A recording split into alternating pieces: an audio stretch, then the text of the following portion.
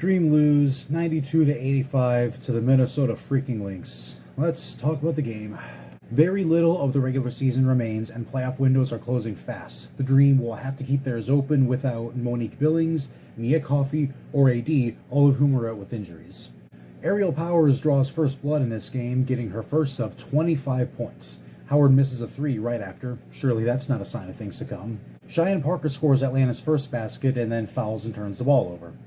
6:30 left in the first, Minnesota is up 8-0 before Hayes finally gets the Dream on the board with 2 free throws. Erica Wheeler channels her inner Allen Iverson with her ball handling, making the space that Ryan Howard needs to score a quick 4 points. Not too long after that, she nails a 3. That's 7 points on 3 shots with 3 minutes left, in consecutive possessions, I might add. Then Erica Wheeler adds a 3 of her own. It's great to see that Howard, Parker, and Hayes are not the only scoring threats tonight. And then Cheyenne Parker goes and gets her second personal foul, and she'll be sitting down for a while. So that depth scoring that Atlanta was so famous for earlier in the season, yeah, we definitely need to start seeing some of that in this game. 25-16 after 1, Atlanta is losing by 9 points. Now, the shot clock or something on the scoreboard seems to be malfunctioning a bit when the second quarter should be starting. Maybe this is the Dream's chance to sap some momentum out of Minnesota. Christy Wallace seems to get the idea. She scores in the first 20 seconds.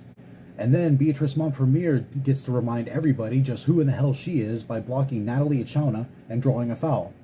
Unfortunately, Achona would score shortly after, giving the Lynx a double-digit lead. After a 3-pointer by Bridget Carlton, the Dream call timeout.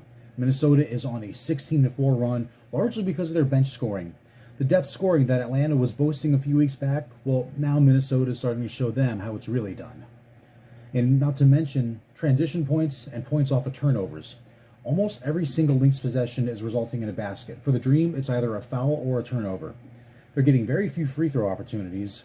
A single for Montpremier, which was missed. 2 for Parker, who had better luck with both of her shots.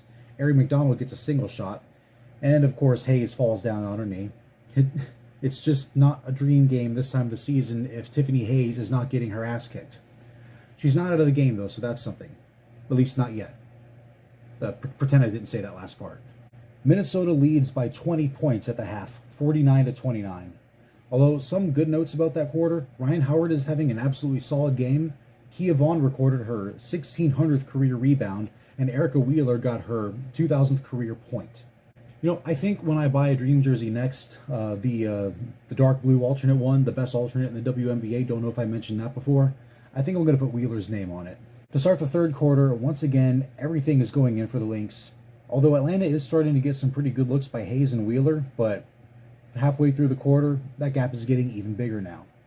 A few minutes later, Atlanta starts having some good possessions and even forcing a turnover or two. That fight that they show when they're down by a lot, that never say die attitude that we love, well, and now it's starting to show. They force the Lynx to call a timeout even though they still lead by 17. Atlanta isn't really closing the scoring gap, but the rebounding gap is definitely getting smaller, so that's something. Although it's not enough to change the scoring gap at the end of the period, 65-45 after 3. The Lynx score a quick 2 to start the fourth, and Hayes gets bowled over with absolutely no foul. What else is new? But she did get fouled a few seconds later, this time getting some free throws out of it. She got both of them and remains perfect at the line, one of the few positive things I can say about this game. Rachel Bannum gets her second personal foul, Ari McDonald scores her first 2 points of the game, and Tiffany Hayes scores 9 points in 3 minutes to give Atlanta some desperately needed momentum. And the crowd is just completely back from the dead. They are really into it. Atlanta went on a 12-2 run to bring the gap down to 12 points. Hayes remained perfect at the free throw line with a single, and she scored her 20th point of the game. So, of course, she has to get called for a 4th personal foul. But Sylvia Fowles committing a blatant moving screen, well, what's the use in calling that? That's meaningless, right? But at least Ryan Howard was able to use her chance at the free throw line to bring the Dream's deficit to 10. And the Dream are not leading in turnovers, so that's something. Tiffany Hayes scores a 3-pointer to bring the deficit down to 7. She gets fouled because of course she does, and she gets 1 of her 2 free throws. She only missed 1 free throw all night long. Then Ariel Powers scores a 2, and a 3, and a 2, all in succession to just suck out all the remaining momentum.